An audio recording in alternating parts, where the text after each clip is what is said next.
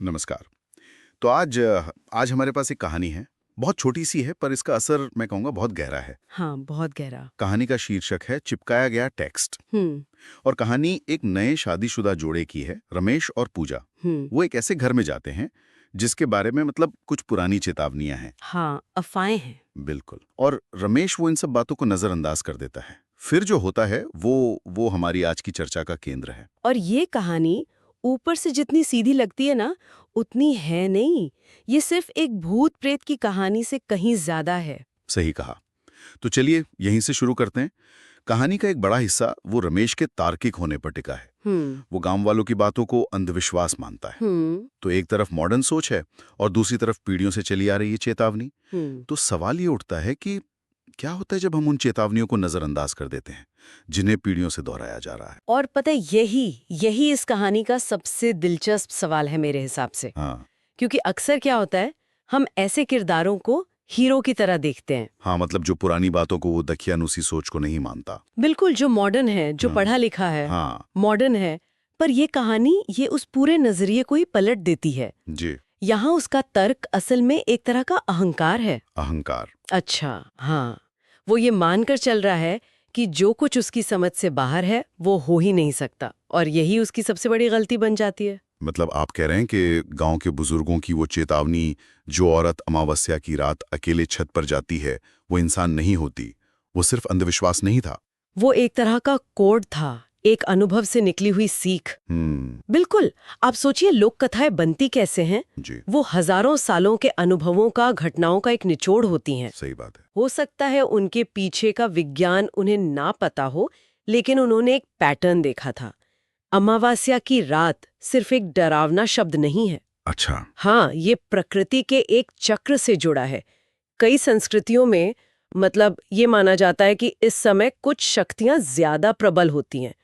तो जब रमेश इस बात को हंसकर उड़ा देता है, वो सिर्फ एक कहावत को नहीं, बल्कि उस पूरे कलेक्टिव एक्सपीरियंस को खारिज कर रहा है। वाह, ये तो बहुत ही दिलचस्प पॉइंट है कि उसका मॉडर्न होना ही उसे कमजोर बना देता है, बिल्कुल क्योंकि वो उन खतरों को देख ही नहीं पाता जो विज्ञान की किताबों में नहीं लिखे हैं। सही पकड़ा। और ये हमें कहानी के असली डर की तरफ ले जाता है, जो रमेश की सोच से नहीं बल्कि पूजा के व्यवहार से पैदा होता है। शादी के बाद पूजा का वो शांत और रहस्यमयी हो जाना, और फिर रात में अकेले छत पर जाकर घंटों चांद को घूरना, इसमें कुछ बहुत ही मतलब बेचैन करने वाला है। हाँ, और ये बेचैनी सिर्फ इसलिए नहीं है कि ये एक हॉरर कहानी का क्लासिक सीन है। इसके पीछे एक बहुत गहरा मनोवैज्ञानिक डर काम कर रहा है। वो क्या? देखिए, सबसे डरावनी चीज क्या होती है? जब कोई जानी पहचानी चीज अचानक अजीब लगने लगे, डरावनी लगने लगे। आपकी अपनी पत्नी, आपका अपना घर। हाँ, सही बात है। कहानी यहाँ डोमेस्टिक हॉरर के कॉन्सेप्ट को बहुत खूबसूरती से इस्तेमाल करती है। डोमेस्टिक हॉरर, इसे थोड़ा और समझाइए। देखिए, ज्यादातर डरावनी कहानियों में खतरा बाहर से आता है। कोई मॉन्स्टर, कोई भूतिया हवेली। कोई घुसपैठिया? हाँ, लेकिन सबसे ज्यादा डर तब लगता है जब खतरा घर के अंदर ही हो, आपके अपने बेडरूम में, उस इंसान के चेहरे के पीछे जिस पर आप सबसे ज्यादा भरोसा करते हैं। घर जो हमारी सुरक्षा का किला है, जब वही एक जाल बन जाए तो भागने की कोई जगह नहीं बचती है ना। बिल्कुल। फिर तो आप कहीं के नहीं रहे। पूजा का चांद को घूरना सिर्फ एक अलौकिक घटना का संकेत नहीं है, ये इस बात का प्रतीक है कि रमेश अपनी पत्नी को खो रहा है। वो शारीरिक रूप से तो वहां है, पर वो किसी और ही दुनिया में जा चुकी है। मतलब असली डर डायन का नहीं है। नहीं, असली डर है अपने जीवन साथी को धीरे धीरे एक अजनबी बनते देखने का। वाह, ये तो मैंने सोचा ही नहीं था। तो मतलब जब रमेश उसे छत पर उस हालत में देखता है, बाल खुले हैं, आंखें लाल हैं, पैर हवा में लटक रहे हैं, हाँ, तो असल में वो उस भावनात्मक दूरी का एक शारीरिक रूप देख रहा है जो वो पहले से महसूस कर रहा था। बिल्कुल सही पकड़ा आपने। वो सीन कहानी का टर्निंग पॉइंट है। हवा में लटकना दिखाता है कि अब वो इस दुनिया के नियमों से बंधी नहीं है। ओके। लाल आंखें दिखाती हैं कि उसके अंदर की इंसानियत वो खत्म हो चुकी है, और वो जो मंत्र पढ़ रही है, हाँ। वो बताता है कि ये सब अचानक नहीं हो रहा। ये एक प्रक्रिया है, एक ट्रांसफॉर्मेशन जो शायद कई दिनों से, हफ्तों से चल रहा था और रमेश को पता ही नहीं चला। और वो उसे देख नहीं पाया। ये वो पल है जब शक एक भयानक हकीकत में बदल जाता है। हाँ, और फिर वो धमकी आती है, अब तू भी मेरा शिकार बनेगा। उफ। यहां से सब कुछ बहुत तेजी से होता है। रमेश भागता है, दरवाजा अपने आप बंद हो जाता है और पूजा पूरी तरह एक भयानक डायन में बदल जाती है। यहाँ डायन शब्द का इस्तेमाल क्यों महत्वपूर्ण है? ये सिर्फ एक चुड़ैल या भूत क्यों नहीं है? देखिए, डायन शब्द जो है वो भारतीय लोक कथाओं में बहुत खास मायने रखता है। ये सिर्फ अंग्रेजी के विच का अनुवाद नहीं है। अच्छा। डायन एक ऐसी शक्ति है जो अक्सर किसी औरत के शरीर पर कब्जा करती है और वो धोखे और लालच से अपना शिकार ढूंढती है। ये हमारे समाज के उन गहरे डरों से जुड़ी है जो रिश्तों के टूटने, धोखा मिलने, इन सब से जुड़े हैं। हाँ। तो जब कहानीकार डायन शब्द का इस्तेमाल करता है तो वो हमारे दिमाग में बसे उन तमाम पुराने किस्सों और डरों को एक साथ जगा देता है। और वो दरवाजे का बंद होना? वो इस बात का प्रतीक है कि अब बाहरी दुनिया से रमेश का संपर्क टूट चुका है, वो फंस चुका है, उस शक्ति के रहमो करम पर है। ये मुझे उन कहानियों की याद दिलाता है जो हम बचपन में सुनते थे, दादी नानी की कहानियां। उनमें भी सबसे डरावना विलन कोई राक्षस नहीं होता था। नहीं, कोई अपना ही होता था जिसका रूप बदल जाता था। हाँ बिल्कुल। वही बात है, ये डर हमारे कल्चर में बहुत गहराई तक बसा हुआ है। और कहानी का सबसे दुखद हिस्सा मेरे लिए वो है जब दरवाजा बंद होने के बाद फंसे हुए रमेश को गांव वालों की वो बात याद आती है। हाँ। वो जानकारी जो उसे बचा सकती थी अब उसे सिर्फ ये एहसास दिलाती है कि उसकी मौत तय है। मतलब बहुत देर हो चुकी है। बहुत देर। It's to late. और कहानी का अंत वो बहुत ठंडा और सपाट है। अगली सुबह गांव वालों ने घर को खुला पाया, लेकिन अंदर सिर्फ रमेश की लाश थी। बस कोई लड़ाई नहीं, कोई चीख पुकार नहीं, बस एक नतीजा।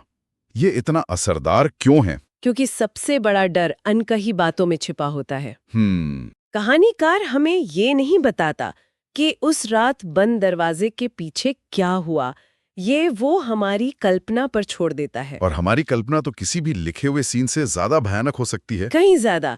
हमें नहीं पता रमेश ने कितने देर संघर्ष किया, उसने क्या महसूस किया, हमें बस अंत पता है। और ये खालीपन उस डर को और बढ़ा देता है। लेकिन कहानी यहाँ खत्म नहीं होती। फिर एक आखिरी लाइन है हाँ, जो इस कहानी को मतलब अमर बना देती है। कहते हैं, आज भी अमावस्या की रात वो किसी नए पति की तलाश में भटकती है। और ये कहानी का सबसे शानदार स्ट्रोक है। कैसे? क्योंकि ये अंत नहीं बल्कि एक शुरुआत है। ये कहानी को एक लूप में डाल देता है।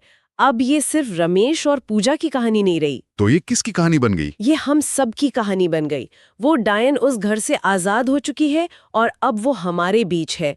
खतरा टला नहीं है बल्कि अब वो हमेशा रहने वाला एक खतरा बन गया है। अच्छा। ये विचार कि हर अमावस्या को वो एक नए शिकार की तलाश में है, डर को उस कहानी से निकालकर हमारी अपनी दुनिया में ले आता है। अब वो सिर्फ एक किरदार नहीं, एक अर्बन लेजेंड बन चुकी है। एक शहरी किंवदंती। हाँ, जो कभी भी कहीं भी सच हो सकती है। तो अगर हम इस पूरी चर्चा को समेटें तो हमने 3 मुख्य बातों पर गौर किया। पहला, आधुनिक सोच का अहंकार जब सदियों के अनुभव से टकराता है। दूसरा, वो डोमेस्टिक हॉरर का कॉन्सेप्ट जब हमारा सबसे सुरक्षित ठिकाना ही सबसे खतरनाक बन जाए और हमारे अपने ही पराये हो जाए। हाँ। और तीसरा, एक ऐसा अंत जो डर को खत्म नहीं करता बल्कि उसे एक कभी न खत्म होने वाले चक्र में बदल देता है। बिल्कुल। ये कहानी हमें याद दिलाती है कि कुछ चेतावनियां सिर्फ कहानियां नहीं होती, और सबसे बड़ा धोखा वो अक्सर एक जाने पहचाने चेहरे के पीछे छिपा होता है। ये सिर्फ एक डरावनी कहानी नहीं है, ये भरोसे के टूटने और नजरअंदाज किए गए ज्ञान के परिणामों की कहानी है। ये वाकई में सोचने वाली बात है। तो चलिए इस गहरी बातचीत को एक आखिरी सवाल के साथ यहीं रोकते हैं ताकि सुनने वाले भी इस पर सोच सकें। जरूर। इस कहानी का सबसे खौफनाक हिस्सा क्या है? रमेश की वो भयानक मौत जो हमें दिखाई नहीं गई, या फिर ये सोच कि वो डायना आज भी हमारे बीच है और हर